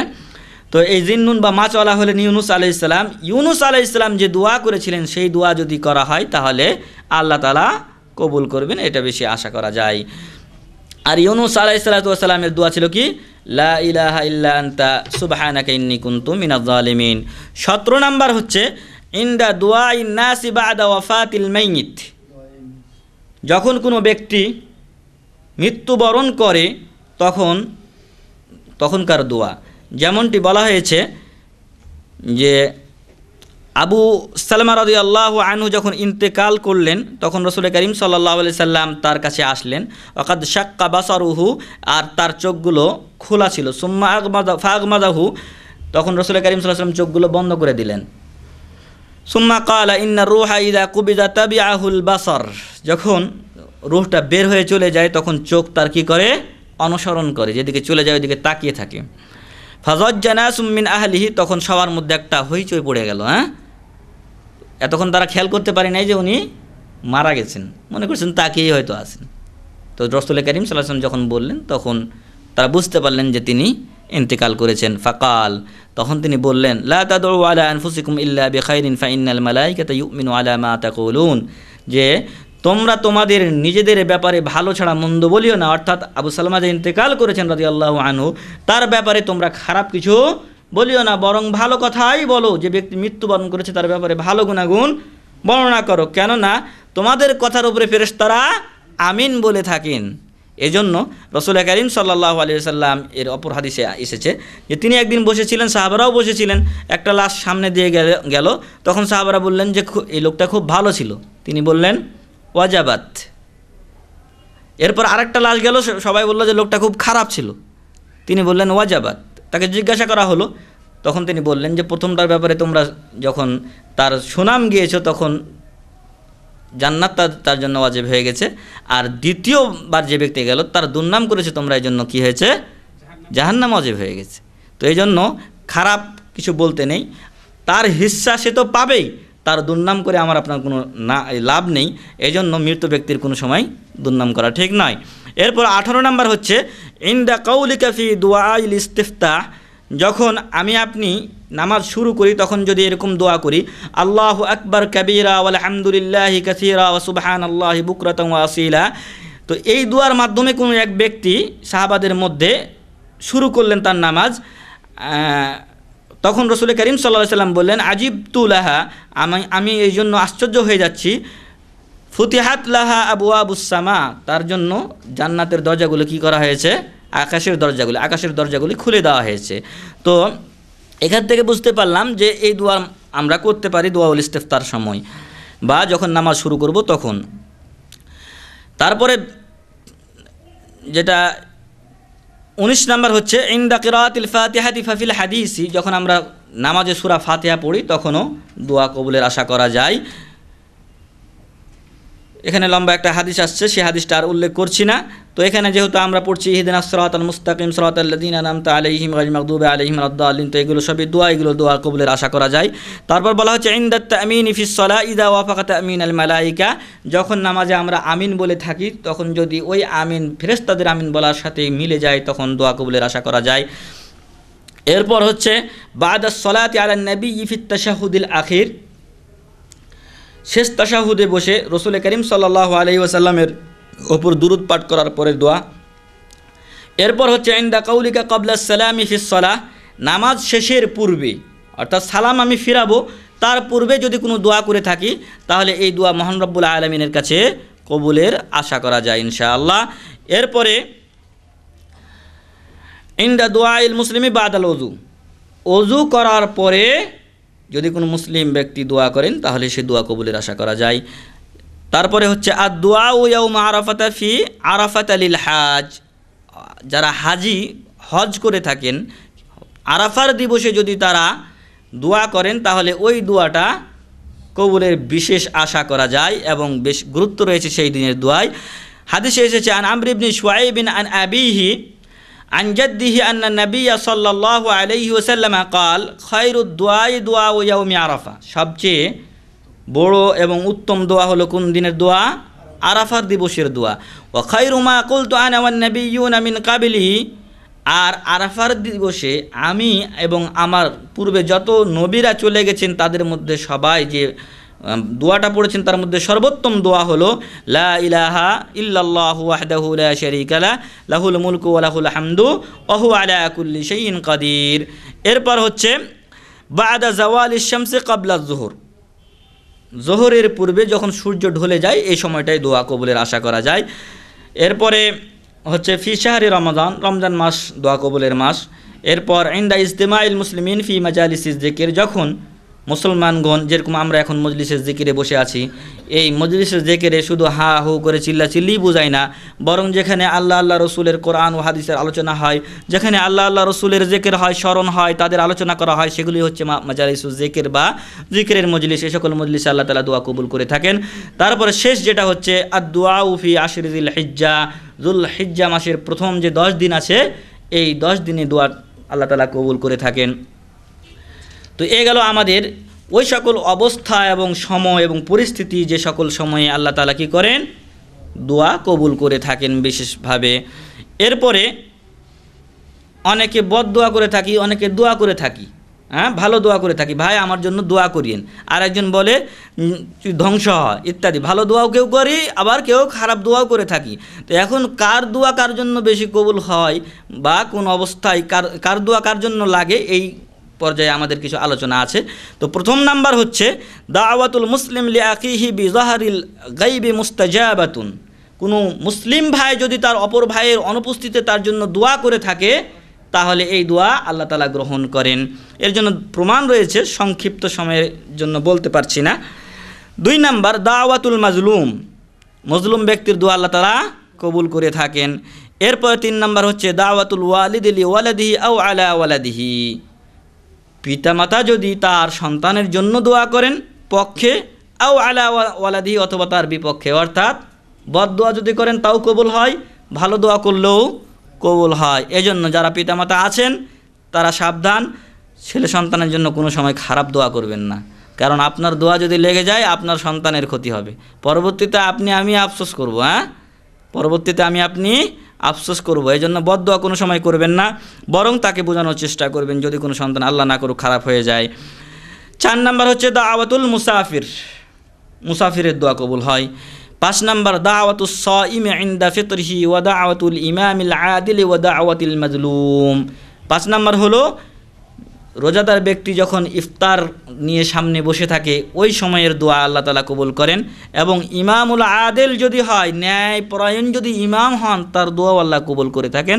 আর একটু আগে যেটা বলা হয়েছে দাওয়াতুল মাজলুম, মজলুম ব্যক্তি অত্যাচারিত ব্যক্তির দোয়া আল্লাহ কবুল করে। 6 নাম্বার হলো দাওয়াতুল ওয়ালাদিস সালেহ, সৎ সন্তানের দোয়া, যেটা আমরা জানি মানুষ যখন ইন্তেকাল করে তার সকল আমল বন্ধ হয়ে যায়, তিনটি আমল ব্যতীত, তার মধ্যে একটা হচ্ছে আও ওয়ালাদুন সালিহুন ইয়াদউ লাহু, সে নেক সন্তান যে তার পিতামাতার জন্য কি করে, দোয়া করে, এই দোয়া পিতামাতার কাছে পৌঁছে থাকে। এরপর 7 নাম্বার হলো দাওয়াতুল মুজতর, যে ব্যক্তি কঠিন অবস্থায় পড়ে গেছে, এই কঠিন অবস্থায় যদি সে কোনো পীর বাবাকে না ডেকে, কোনো অন্য মানুষকে না ডেকে যদি আল্লাহকে ডাকেন, তাহলে আল্লাহ তাআলা তার ডাকে সাড়া দেবেন ইনশাআল্লাহ। 8 নাম্বার মান বাতা তাহিরান আলা যিকরিল্লাহ, ওই ব্যক্তির দোয়া আল্লাহ তাআলা কবুল করেন যে ব্যক্তি পবিত্র অবস্থায় রাত্রি যাপন করে, অর্থাৎ ওযু করে রাত্রি যাপন করে, তার দোয়া আল্লাহ তাআলা কবুল করেন। অর্থাৎ শেষ রাত্রে উঠে যদি এই ব্যক্তি আবার তার যেহেতু ওযু গোসল ইয়ার কারণে, ঘুমের কারণে ভেঙে গেছে, আবার যদি শেষ রাত্রে উঠে ওযু করে আবার নামাজে দাঁড়িয়ে নামাজ শেষে আল্লাহর কাছে দোয়া করে বা নামাজের মধ্যে আল্লাহর কাছে দোয়া করে, তবে আল্লাহ তাআলা তার দোয়া কবুল করবেন। 9 নাম্বার হচ্ছে দাওয়াতু মান দাআ বিদাওয়াতি যিন্নুন, যিন্নুন অর্থাৎ ইউনূস আলাইহিস সালাতু ওয়াস সালামের দোয়া মাধ্যমে যে ব্যক্তি দোয়া করে তার দোয়া কবুল হবে। 10 নাম্বার দাওয়াতুল মুস্তাইকিদ মিনান নাওম, যে ব্যক্তি ঘুম থেকে জাগ্রত হয় ওই ব্যক্তির দোয়া কবুলের আশা বেশি।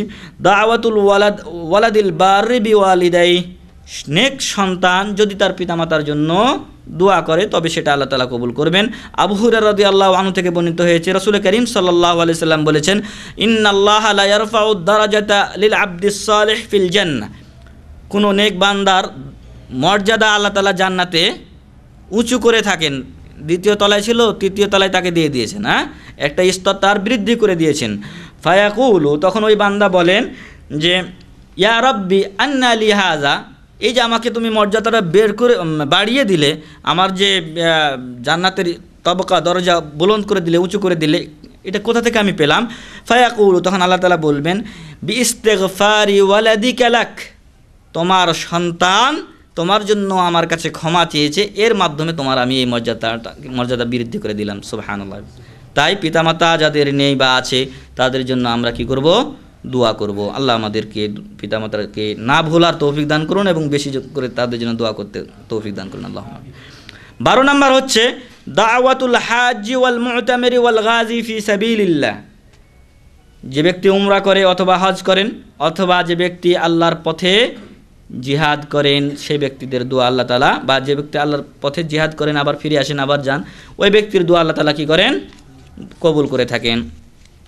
13 নাম্বার হচ্ছে দাওয়াতুজ যাকিরিল্লাহি কাসীরা, যে ব্যক্তি বেশি বেশি আল্লাহর জিকির স্মরণ করে, সব সময় সে সুবহানাল্লাহ আলহামদুলিল্লাহ ইত্যাদি দোয়া দরুদ পড়তে থাকে, সে ব্যক্তির দোয়া আল্লাহ কবুল করে থাকেন। 14 নাম্বার হচ্ছে দাওয়াতু মান আহাব্বাহুল্লাহু ওয়া রাদিয়া আন, ওই ব্যক্তির দোয়া আল্লাহ তাআলা কবুল করেন যাকে আল্লাহ তাআলা ভালোবাসেন এবং যার প্রতি আল্লাহ তাআলা সন্তুষ্ট হয়ে গিয়েছেন। তো এ গেল আমাদের ওই সকল লোকদের বর্ণনা যাদের দোয়া আল্লাহ তাআলা কি করেন? কবুল করে থাকেন। তো এরপরে আমরা যেটা কথা দিয়েছিলাম যে কিছু ঘটনা আমরা উল্লেখ করব, যেই ঘটনাগুলিতে মহান রব্বুল আলামিন সরাসরি দোয়া বা ডাকে, মানুষের ডাকে বা প্রার্থনাতে সরাসরি সাড়া দিয়েছেন, তার কয়েকটা দৃষ্টান্ত আপনাদের সামনে তুলে ধরব ইনশাআল্লাহ। তো প্রথম যেটা হচ্ছে সেটা হচ্ছে রাসূল করিম সাল্লাল্লাহু আলাইহি ওয়াসাল্লাম দোয়া করেছেন আবু হুরায়রা রাদিয়াল্লাহু আনহুর মার জন্য। এই ঘটনায় বলা হচ্ছে যে আবু হুরায়রা রাদিয়াল্লাহু আনহুর মা ইসলাম গ্রহণ করেননি। আবু হুরায়রা রাদিয়াল্লাহু আনহু সবসময় তাকে ইসলামের পথে আহ্বান করেন, আর তিনি এর থেকে আরও দূরে দূরে সরে থাকেন। তো একদিন এমন হলো যে আবু হুরায়রা রাদিয়াল্লাহু আনহু তাকে যখন ইসলামের পথে ডাকলেন, আহ্বান করলেন, তখন রাসূল করিম সাল্লাল্লাহু আলাইহি ওয়াসাল্লামের ব্যাপারে সে খুব একটা বড় কথা বলে ফেলল, যাতে আবু হুরায়রা রাদিয়াল্লাহু আনহু অত্যন্ত কষ্ট পেলেন। কী হলো? আবু হুরায়রা রাদিয়াল্লাহু আনহু অত্যন্ত কষ্ট পেলেন। কষ্ট পাওয়ার পরে তিনি রাসূল করিম সাল্লাল্লাহু আলাইহি ওয়াসাল্লামের কাছে কাঁদতে কাঁদতে গেলেন, কারণ রসুলের মহাব্বত তার অন্তরে আছে, রসুলকে গালি দিয়েছেন, উনি অন্তরে কষ্ট পেয়েছেন। তো রাসূল করিম সাল্লাল্লাহু আলাইহি ওয়াসাল্লাম তাকে বলছেন মা ইউবকিকা ইয়া আবা হুরায়রা, হে আবু হুরায়রা, কী জন্য তুমি কাঁদছো, কী কারণ তোমার কাদার? ফাকাল, তিনি বলছেন ইন্নী কুনতু লা আফতারু আন দাওয়াতি উম্মি ইলাল ইসলামি ফাতাবা আলাই, যে আমি সবসময় আমার মাতাকে দ্বীনে ইসলামের প্রতি দাওয়াত দিতাম, কিন্তু তিনি কি করতেন, সব সময় এই দাওয়াতকে অস্বীকার করতেন। ওয়াকাদ দাআউতুহাল ইয়াউম, আজকে আমি তাকে কি করলাম, দাওয়াত দিলাম। ফাআসমাআতনি ফি কামা আকরাহ, তখন তিনি আমাকে আপনার ব্যাপারে এমন কথা শুনিয়েছেন যেটা আমি ভালো মনে করি না, অপছন্দ করি, কারাহিয়াত করি, অপছন্দ করি আমি। ফাদউল্লাহ আন ইউমিলা কলবা উম্মি আবি হুরায়রা লিল ইসলাম, অতএব হে রাসূল করিম সাল্লাল্লাহু আলাইহি ওয়াসাল্লাম, আপনি আল্লাহর কাছে একটু দোয়া করেন আমার মার অন্তরটা যেন আল্লাহ তাআলা ইসলামের দিকে ফিরিয়ে দেন। ফাদাআ লাহা নবী সাল্লাল্লাহু আলাইহি ওয়াসাল্লাম, আল্লাহ রাসূল সাল্লাল্লাহু আলাইহি ওয়াসাল্লাম আবু হুরায়রার মার ইসলামের জন্য দোয়া করলেন। আবু হুরায়রা রাদিয়াল্লাহু আনহু বাড়িতে ফিরে যাচ্ছেন, খসখস শব্দ শুনতে পাচ্ছেন। তো ওনাকে বাড়িতে যখন উনি ঢুকবেন, আওয়াজ করলেন দরজায় গিয়ে, তখন তার মা বলছেন যে একটু দাঁড়াও। তো তিনি দাঁড়াতে বললে উনি দাঁড়ালেন। এরপর যখন বের হয়ে আসছেন তখন তিনি দেখছেন যে উনি গোসল করে বের হয়ে আসছেন। তো গোসল করে যখন বের হয়ে আসছেন, আসার পরে তিনি তার কাপড় পরলেন এবং বললেন আশহাদু আল্লা ইলাহা ইল্লাল্লাহ ওয়া আশহাদু আন্না মুহাম্মাদান আবদুহু ওয়া রাসূলুহু। অর্থাৎ রাসূল করিম সাল্লাল্লাহু আলাইহি সাল্লাম একটু আগে দোয়া করেছেন, আল্লাহ সরাসরি দোয়া কবুল করেছেন। উনি বাড়ি আস্তে আস্তে দেখছেন কি মা ইসলাম গ্রহণ করে ফেলেছেন। হ্যাঁ, সুবহানাল্লাহ। তো রাসূল করিম সাল্লাল্লাহু আলাইহি সাল্লামের দোয়া এখানে সরাসরি কবুল হয়েছে। এরপর উনি ফিরে আসছেন, আবার কাঁদছেন। তো এর আগে উনি কষ্টে কাঁদছিলেন, এবার খুশিতে কাঁদছেন যে এতদিন ধরে চেষ্টা করেছিলাম মাকে দিন ইসলামের পথে নিয়ে আসার জন্য, আলহামদুলিল্লাহ আজকে আল্লাহ রসুল সাল্লাল্লাহু আলাইহি সাল্লামের দোয়ার মাধ্যমে সেটা হয়ে গেছে। তো আমার আপনার মা জাহান্নামে যাক, এটা আপনি চাই না, ঠিক তেমনি আবু হুরায়রা রাদিয়াল্লাহু আনহু তিনিও চান না। এরপর একটা ঘটনা উল্লেখ করছে এখানে বলা হচ্ছে কালা আবু মুহাম্মদ ইবনে আবি যায়েদ, আবু মুহাম্মদ বিন আবি যায়েদ বলছেন কানা আব্দুল্লাহ বিন হাবিব আলিমুল আন্দালুস। আব্দুল্লাহ বিন হাবিব উনি আন্দালুসিয়ার ছিলেন, আলেম ছিলেন, মুস্তাজাবুদ দাওয়া, তার দোয়া আল্লাহ তাআলা কি করতেন, কবুল করতেন। ওয়া আন্নাল বাহরা হাজা বিহিম ফিল লুজ্জা। তো এক সময় হলো কি যে সমুদ্রে খুব ঝড় উঠল, তুফান, যে পানি আপনার টলমল করতে শুরু করলো, পাক খেতে শুরু করলো। তো এমতো অবস্থায় ফাকামা ফাতাওয়াদ্দা, তিনি কি করলেন, দাঁড়ালেন, দাঁড়ার পরে উজু করতে গেলেন, উজু করলেন। সুম্মা রাফা ইয়াদাইহি ইলাস সামা, তারপর তার দুই হাত উত্তোলন করলেন আকাশের দিকে। ফাকালা, তিনি বললেন আল্লাহুম্মা ইন কুনতা তা'লাম আন্না রিহলাতি হাযিহি লিওয়াজহিকা খালিসা, হে আল্লাহ তুমি যদি মনে করো, তুমি যদি জানো যে আমার এই রেহলাটা, আমার এই সফরটা তোমার জন্য খালেস এবং একনিষ্ঠভাবে তোমার জন্য, ওয়ালি ইহয়াই সুনানি রাসূলিকা, এবং তোমার রাসূল করিম সাল্লাল্লাহু আলাইহি ওয়াসাল্লামের সুন্নাতকে জীবিত করার জন্য, ফাকশিফ আন্না হাযাল গাম, তাহলে আমাদের আজকের এই যে বৃষ্টি এসেছে, বাদল এসেছে এবং এই যে কঠিন অবস্থায় সমুদ্রের উত্তাল যে শুরু হয়েছে, এখান থেকে তুমি আমাদেরকে মুক্ত করো।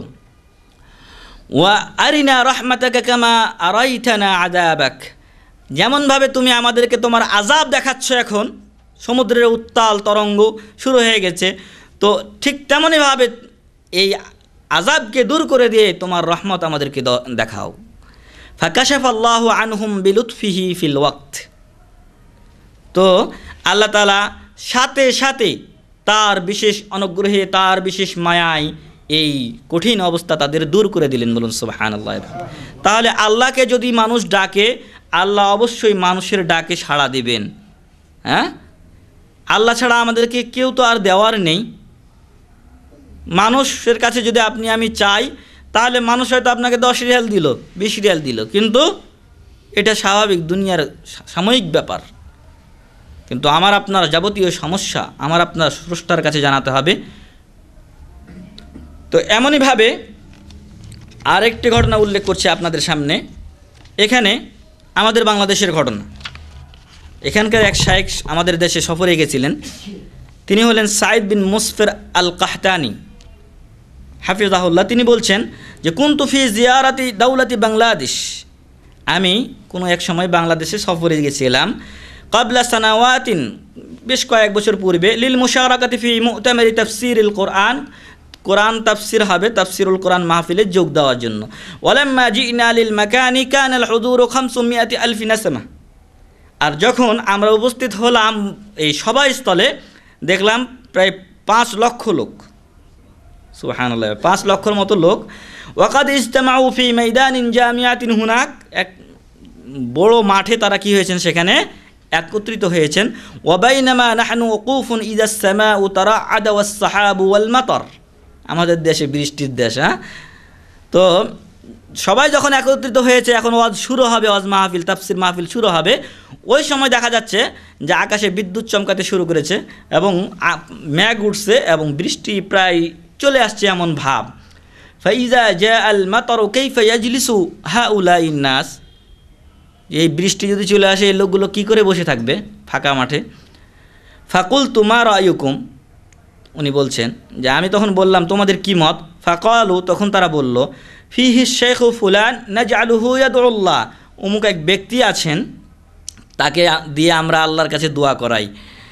ফাজা আশ-শাইখু ফাকালু, ওই শাইখ তখন আসলেন, তখন তারা বলল, হাযার রাজুলু লা ইয়াকুলু ইল্লা হালালা, এই ব্যক্তি যথাসাধ্য হালাল খাওয়ার কি করেন, চেষ্টা করেন।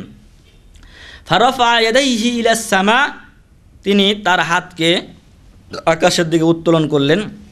ফাদা আল্লাহ তাআলা, এরপর তিনি আল্লাহকে আহ্বান করলেন, ডাকলেন। ফাজালাসনা কালিলান, আমরা কিছুক্ষণ বসলাম। ফাইজা বিল মাতার ইয়ানতাহি, দেখা গেল পানি মেঘ আস্তে আস্তে কেটে গেল। ওয়াতাস্তামিরুল মুহাদারাতু 5 সাআতিন লিল মুহাদিরিন আল 5, 5 জন বক্তা ছিলেন, 5 ঘন্টা তারা আলোচনা করেছেন। ফালাম্মা ইনতাহাইনা মিনাল মুহাদারাতি ওয়াল আশা, আর আমরা যখন ওয়াল ইশা বা ওয়াল আশা, যখন আমরা এশার শেষ করলাম আর কি, এশার মুহাদারা বা বক্তব্য শেষ হলো, এশার নামাজ হলো বা এশার খাওয়া দাওয়া হলো, জা আল মাতার, তখন বৃষ্টি আসলো। তাহলে এখান থেকে আমরা প্রমাণ পাই যে যদি আল্লাহকে ডাকা হয় তাহলে আল্লাহ ডাকে সাড়া দেন। তো এরপর একটা সংক্ষিপ্ত ঘটনা বলছি। কোনো এক ব্যক্তি ছিলেন যিনি কোনো এক মাদ্রাসায় মুদারেস হিসাবে নিয়োগ পেয়েছেন। তো তিনি মুদারেস হিসাবে নিয়োগ পাওয়ার পর দেখলেন এক ব্যক্তি পাশে বসে আছে, ওর কাছে কেউ যায় না। তো তাদেরকে জিজ্ঞাসা করলেন যে এই ব্যক্তির কাছে তোমরা কেন যাও না? তো বলছে ওর নামাজ রোজা করে না, বিড়ি সিগারেট খায়, ওই জন্য ওর কাছে আমরা যাই না। তো উনি তখন করলেন কি, ওই ব্যক্তির পাশে গেলেন, পাশে গেলে উনি দূরে সরে যান, উনি আরেকটু কাছে যান, এরকম প্রতিদিনই তিনি তার পাশে বসেন। এভাবে করতে করতে দেখা গেল কি তার সাথে তার সখ্যতা গড়ে উঠল। তো এক পর্যায়ে তিনি তার সাথে আলোচনা করছেন, আসরের আজান হলো। তিনি বললেন, এর আগেও তার সাথে অনেক আলাপ হয়েছে। তো আসরের যখন আজান হলো তিনি বললেন যে তুমি থাকো, আমি একটু করি, নামাজ পড়তে যাই। আমিও তো যেতে পারি না। উনি বলছেন যে আপনি এই যে প্রতিদিন নামাজে যান 5 বার করে, আপনার তাপ লাগে না, ক্লান্ত হয়ে যান না আপনার? তখন বলছে যে না, আমি তো ক্লান্ত হয় না। তখন উনিও গেলেন তার সাথে, ওযু করলেন, নামাজ পড়লেন। তখন তিনি তাকে জিজ্ঞাসা করছেন এবং দোয়া করছেন। প্রথমত নামাজের দোয়া করেছেন তিনি যে হে আল্লাহ, আমি তাকে তোমার নিকট পর্যন্ত নিয়ে এসেছি, অতএব বাকি দায়িত্ব তোমার, তুমি তাকে হেদায়েত দান করো এবং তোমার দ্বীনের ওপর তাকে সাবেত এবং কদম এবং অটল রাখো। তো এরপর তিনি তাকে জিজ্ঞাসা করছেন যে কেমন লাগলো তোমাকে?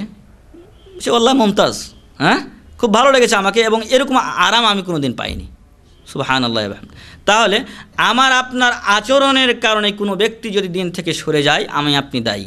তাই কোনো মানুষের সাথে কোনো সময় হেয় প্রতিপন্ন ভাব নয়, বরং তাকে কাছে ডেকে ইসলামের কথা বোঝানোর চেষ্টা করবেন। আল্লাহ আমাদেরকে তৌফিক দান করুন, আমিন। শেষে উনি উল্লেখ করেছেন যে পরবর্তীতে এই ব্যক্তি সৌদি আরবের বাইরে কোনো এক জায়গাতে তিনি দায়িত্ব পেয়েছিলেন।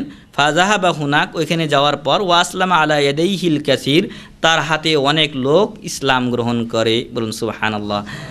তো যে লোক নামাজ পড়তো না তার হাতে অনেক লোক ইসলাম গ্রহণ করছেন।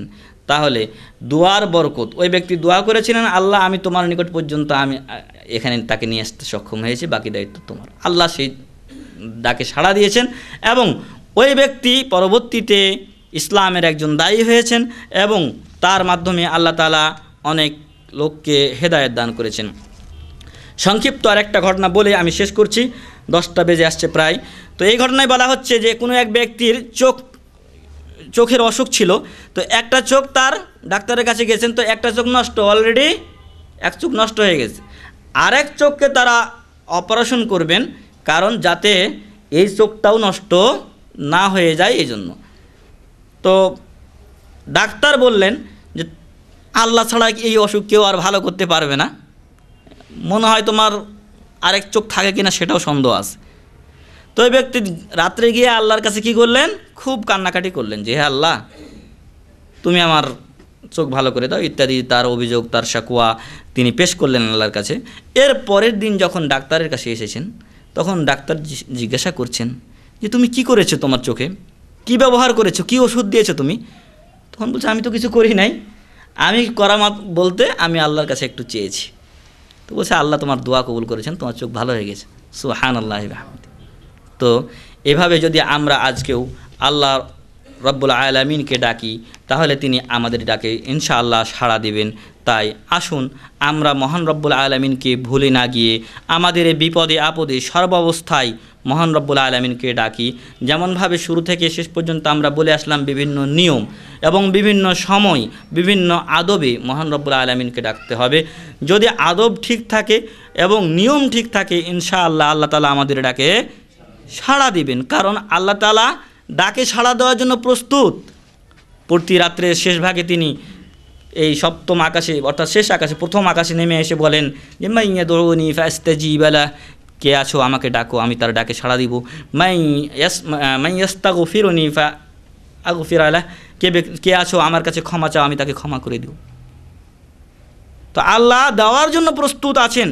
তার খাজানা, তার যে ভান্ডার আছে সেটা যদি আজীবন ধরে দুনিয়ার শুরু থেকে নিয়ে শেষ পর্যন্ত এবং আরও জান্নাত জাহান্নাম যতদিন কায়েম থাকবে ততদিনও যদি তিনি দিতে থাকেন, কমতে হবে না। কিন্তু আমি আপনি চাইতে ঘাটতি করি মহান রব্বুল আলামিনের নিকটে। তাই আসুন আমরা আমাদের ভুলের জন্য প্রথমত মহান রব্বুল আলামিনের কাছে ক্ষমা চাই। আল্লাহ তাআলা আমাদের গুনাহগুলিকে ক্ষমা করে দিন, বলুন আমিন। সাথে সাথে আপনাদেরকে আহ্বান করছি যে আমরা যে বিষয়গুলো এখানে শিখছি, এই শিখার মাধ্যমে প্রত্যেকে কিন্তু একজন করে দায়িত্বশীল হয়ে যাচ্ছে। এখানে আমি আপনি যখন শুনলাম, এই শোনাটাকে আমার আপনার প্রথমত নিজের জীবনে, পরবর্তীতে নিজের ফ্যামিলিতে, তারপরে আস্তে আস্তে আত্মীয় স্বজন, এরপর গ্রামবাসী, এরপর আস্তে আস্তে আরও আমার আপনার এরিয়া পরিধি বড় হতে থাকবে। এ সকল লোকদের কাছে আমার আপনার এই দাওয়াত, আমার আপনার এই দায়িত্বকে পৌঁছে দিতে হবে। তো আসুন আমরা মহান রব্বুল আলামিনের কাছে যে সকল নিয়ম পড়লাম, আমরা যে সকল শর্ত জানলাম, এ অনুযায়ী আল্লাহর কাছে চাই আল্লাহ তাআলা আমাদের জীবনের সকল গুনাহ খাতাগুলিকে মাফ করে দিন, বলুন আমিন। হে আল্লাহ, আমরা 2 দিন ধরে আলোচনা করেছি, এই আলোচনাগুলোকে তুমি কবুল করে নাও, আল্লাহুম্মা আমিন। হে আল্লাহ, আমাদেরকে তুমি খারাপ কাজ থেকে বিরত রাখো, আল্লাহুম্মা আমিন। কারো কি কোনো প্রশ্ন আছে?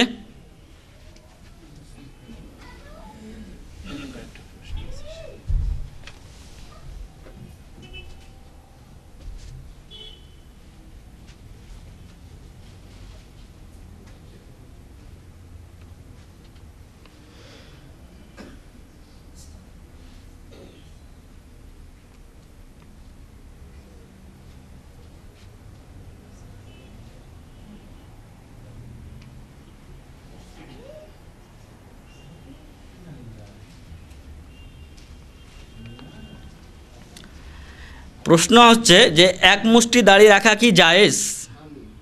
হ্যাঁ, যদি জায়েজ হয় কোন কিতাবে আছে জানাবেন। তো আমার জানা মতে বিশুদ্ধ যে সকল হাদিসগুলো আসছে সেখানে বলা হয়েছে যে ও আফুল লোহা, তোমরা দাড়িকে মাফ করে দাও। এই মাফ করে দেওয়ার অর্থে বলা হয়েছে যে দাড়িতে আর কোনো কিছু লাগানো যাবে না, এটাই হচ্ছে বিশুদ্ধ মত, এবং দাড়ি কাটা হারাম, এই মর্মে বড় আলেমরা ফতোয়া দিয়েছেন। আর যে একটা হাদিসে আসছে যে এক মুষ্টির উপরে কাটা যায়, সেটা ওই হাদিসের তুলনায় খাটে না। ঠিক আছে, একটা হাদিস পাওয়া যায়, তবে হাদিসটার দরজা ওই হাদিস থেকে অনেক কম, সম্ভবত জয়ীফও হতে পারে, সে ব্যাপারে সঠিক জানা নেই আমার। তবে যেটা বিশুদ্ধ সেটা হচ্ছে কি যে দাড়ি ছেড়ে দিতে হবে সম্পূর্ণ। এরপর স্বর্ণ 8 ভরি থাকলে কতটুকু জাকাত দিতে হবে। ঠিক আছে, তো এখানে যেটা নিসাব পরিমাণ আছে 85 গ্রাম, যেটা এখনকার আমাদের এখানকার হিসাব, 85 গ্রাম যখন হবে তখন আমার আপনার স্বর্ণের উপর জাকাত ফরজ হবে শতকরা 2.5 টাকা হারে। এর উপর আপনি দাম লাগাবেন, যে অনুযায়ী পড়ে আপনি জাকাত আদায় করবেন। পুরুষ নামাজ পড়তে শুধু কোমর থেকে হাঁটু পর্যন্ত ঢাকলে নামাজ হবে না সমস্ত শরীর ঢাকতে হবে?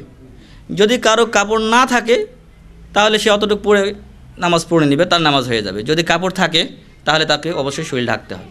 বুঝাতে পেরেছি? যদি না কাপড় না থাকে তাহলে ওটাকে ইজার বানাতে হবে, লুঙ্গি বানাতে হবে। আমার আপনার যদি কিছু না থাকে, এমন লোক মনে হয় আলহামদুলিল্লাহ বর্তমান দুনিয়ায় নাই। হ্যাঁ,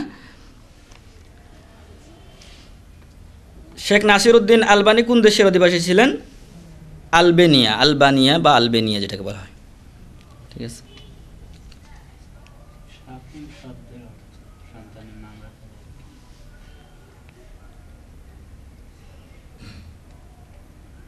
সাকিম যেটা বলা হয়, সাফিম, এটা আমাকে দেখতে হবে। আপনাকে যে ভাই প্রশ্ন করেছেন আমি পরে ডিকশনারি দেখে আপনাকে বলে দেবো। ঠিক আছে, তো আজকে তাহলে আমরা এখানে শেষ করতে পারি, এটা পরে বলছি আপনাকে আমি। শাফিম শব্দ অর্থ কি? শাফিম নাম রাখা পুত্র সন্তানের রাখা যায় কিনা? হ্যাঁ, আমি ওটা আপনাকে বলছি পরে। ঠিক আছে, শাফিম, শাফিম শব্দটা ওটা দেখে বলতে হবে, ও শব্দের অর্থটা আমার জানা নেই। মাজার শব্দের অর্থ কি? মাজার কাকে বলে? আর মাজার বলা কি ইসলামিক দৃষ্টিতে জায়েজ আছে কিনা?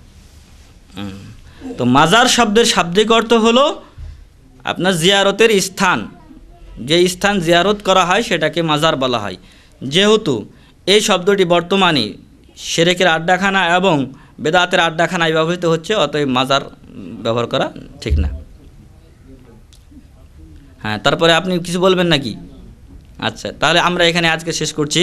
তো আল্লাহ তাআলার কাছে আমরা আবারও ক্ষমা চাচ্ছি। আল্লাহ তাআলা তুমি আমাদের সকল গুনাহ খাতাগুলিকে মাফ করো, আল্লাহুম্মা আমিন। এই মজলিসে আমরা যা শুনেছি এবং যা বলেছি তা থেকে আমাদেরকে ফায়দা অর্জনের তৌফিক দান করুন, আল্লাহুম্মা আমিন। সুবহানাকা আল্লাহুম্মা ওয়া বিহামদিকা আশহাদু আল্লা ইলাহা ইল্লা আনতা আস্তাগফিরুকা ওয়া আতুবু ইলাইক। আসসালামু আলাইকুম ওয়া রাহমাতুল্লাহি ওয়া বারাকাতুহু।